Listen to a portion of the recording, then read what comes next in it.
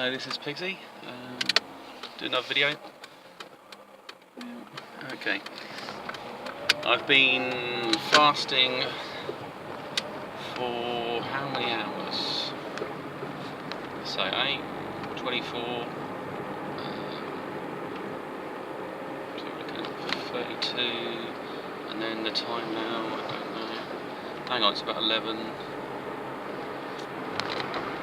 So yeah, so I've been probably doing a good 40 hours. I have to figure out the exact time I'll be doing it, because I didn't initially plan to start fasting. I thought I'd just intermittent fast, and then I thought, well, I don't feel hungry, so I just keep going.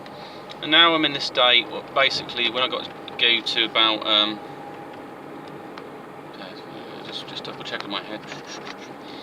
Yeah, so at this current, will that be 24? So maybe I've been doing a lot more than I think. I don't know. I didn't eat yesterday, put it that way, and then the last time I ate was about 8 PM the previous day to that, and now it's 11 o'clock. So it's a good whack of hours, and you might start to feel a bit like, not exactly like a hangover, but when your brain feels like it's a bit dehydrated, or you could do with a good fry up. And that could be a veggie one or a meat one, whatever you're into really. But it's yeah, it's just that's the kind of thing. I generally feel good at myself, and I think I'm getting stronger. It makes you stronger after a while. Because what happens is your body starts doing some healing and stuff like that, and it's also taking care of things because it knows, it's thinking, right, what's going on? It has to go back to basics and say that there's a potential to be health in jeopardy, so what's the problem? And then it start looking into it and think, well, we've got to kick out any toxins, deal with any viruses, deal with things. So it's doing a diagnostic, really. It's an MOT on your body, which you probably should do every now and then, just have a little bit of a break from eating too much and drinking or whatever, and just drink water if you want. I'm not dry fasting. I can drink tea. So I put a little bit of milk, not loads of milk in the tea. And that's it really. You have to, because your body acids as well.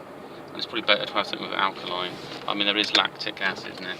There's probably some low level sugars, but not enough to trigger any kind of massive break out your fast. It's more like it might dip. It's when you get this insulin blast that your body switches off.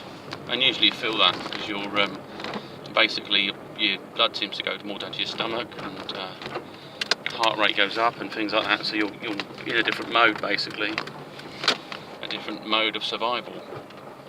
So yeah, it's all quite good. I'm just going to keep going for it at the moment, and also picking your time to fast. I was with a client yesterday, and she said, "Oh, you didn't listen to me what I said," or something. It wasn't quite that bad, but she sort of said, "Wow, well, I did say some other things. You seem to have missed it."